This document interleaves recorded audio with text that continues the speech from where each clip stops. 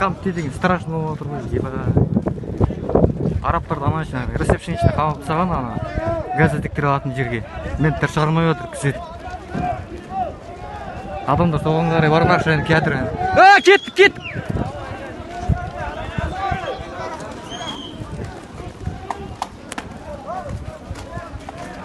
Қамды! Шығарайғы! Шығарыңдары!